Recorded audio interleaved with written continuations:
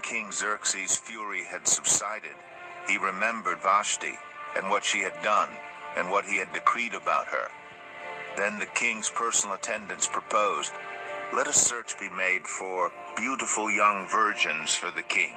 Let the king appoint commissioners in every province of his realm to bring all these beautiful young women into the harem at the citadel of Susa. Let them be placed under the care of Hegai, the king's eunuch, who is in charge of the women, and let beauty treatments be given to them. Then let the young woman who pleases the king be queen instead of Vashti." This advice appealed to the king, and he followed it. Now there was in the citadel of Susa a Jew of the tribe of Benjamin named Mordecai, son of Jair, the son of Shimei, the son of Kish, who had been carried into exile from Jerusalem by Nebuchadnezzar, king of Babylon, among those taken captive with Jehoiachin, king of Judah. Mordecai had a cousin named Hadassah, whom he had brought up because she had neither father nor mother. This young woman, who was also known as Esther, had a lovely figure and was beautiful. Mordecai had taken her as his own daughter when her father and mother died. When the king's order and edict had been proclaimed, many young women were brought to the citadel of Susa and put under the care of Hegai.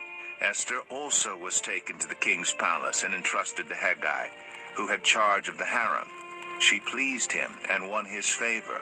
Immediately, he provided her with her beauty treatments and special food. He assigned her 7 female attendants selected from the king's palace and moved her and her attendants into the best place in the harem. Esther had not revealed her nationality and family background because Mordecai had forbidden her to do so. Every day he walked back and forth near the courtyard of the harem to find out how Esther was and what was happening to her. Before a young woman's turn came to go into King Xerxes, she had to complete 12 months of beauty treatments prescribed for the women, 6 months with oil of myrrh, and 6 with perfumes and cosmetics. And this is how she would go to the king. Anything she wanted was given her to take with her from the harem to the king's palace.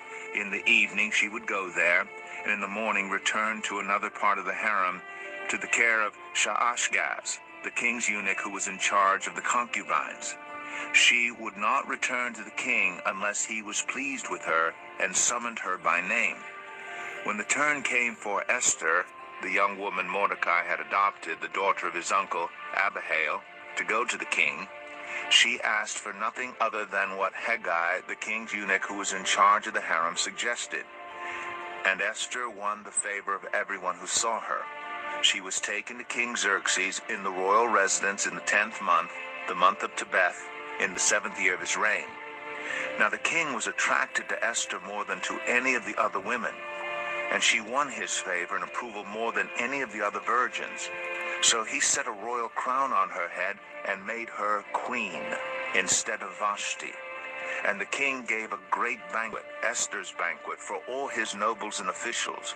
He proclaimed a holiday throughout the provinces and distributed gifts with royal liberality. The virgins were assembled a second time. Mordecai was sitting at the king's gate. But Esther had kept secret her family background and nationality, just as Mordecai had told her to do, for she continued to follow Mordecai's instructions as she had done when he was bringing her up. During the time Mordecai was sitting at the king's gate, Bigthana and Teresh, 2 of the king's officers who guarded the doorway, became angry and conspired to assassinate King Xerxes. But Mordecai found out about the plot and told Queen Esther, who in turn reported to the king, giving credit to Mordecai. And when the report was investigated and found to be true, the 2 officials were impaled on poles. All this was recorded in the book of the Annals in the presence of the king.